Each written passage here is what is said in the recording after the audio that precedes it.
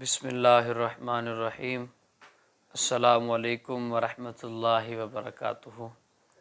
सामीन मोहतरम, हमारी बात चल रही थी खाने के सुन्नत तरीक़े के मुताल्लिक़।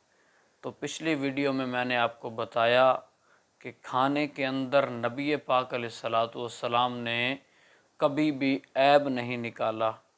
आज हम बात करेंगे नबी पाक अलैहिस्सलातु वस्सलाम की सुन्नत क्या है, किस तरीक़े से खाने को खाना है।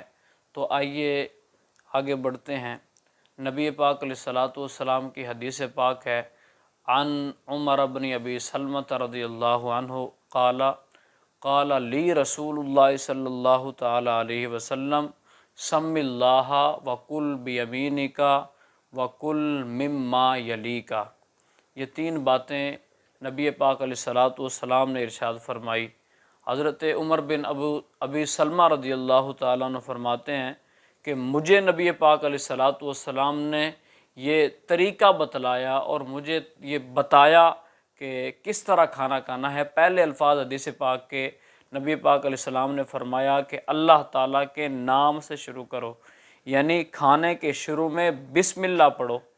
अब खाने के शुरू में बिस्मिल्लाह शरीफ आप पढ़ सकते हैं, जिस तरह बिस्मिल्लाहिर्रहमानिर्रहीम।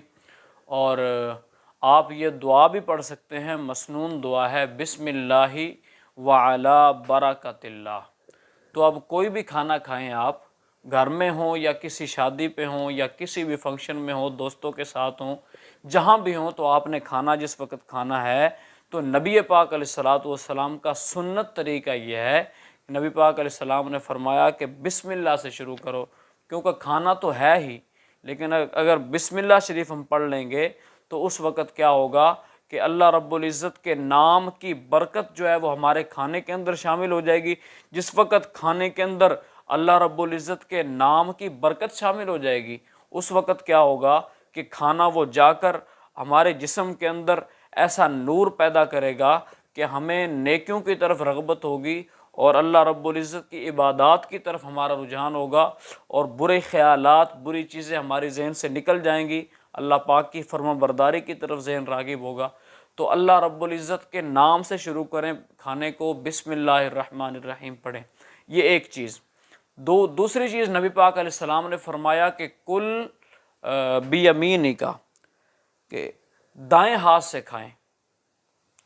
अब बहुत से लोगों को मैंने देखा है कि वो बाएं हाथ से खा रहे होते हैं और बेशऊर आलम में वो खा रहे होते हैं, लेकिन ये नबी पाक अलैहिस्सलाम का तरीक़ा भी नहीं है, ना सहाबा इकराम का तरीक़ा है, बल्कि नबी पाक अलैहिस्सलाम ने तो अपने सहाबा को बताया है कि अपने दाएं हाथ से खाओ।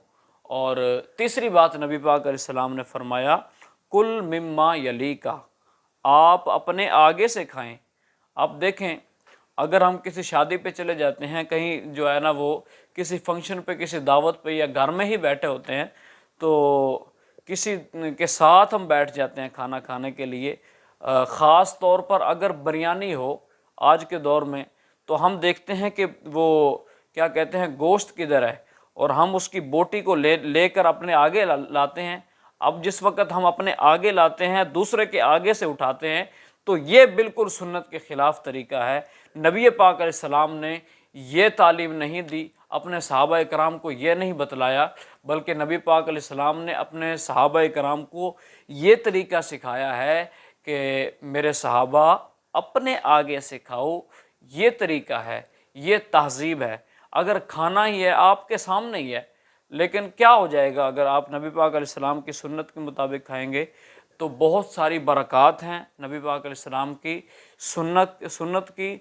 तो अल्लाह पाक की बारगाह में दुआ है कि सामीन मोहतरम, अल्लाह पाक हम सब को नबी पाक अलैहिस्सलातु वस्सलाम की सुन्नत के मुताबिक अपनी ज़िंदगी के जो काम हैं उनको करने की तौफ़ीक़ अता फ़रमाए। उम्मीद है कि मेरी बातें आपको समझ आ गई होंगी। अल्लाह पाक हम सब को अमल की तौफ़ीक़ अता फ़रमाए। आमीन बिजाहिन नबिय्यिल अमीन।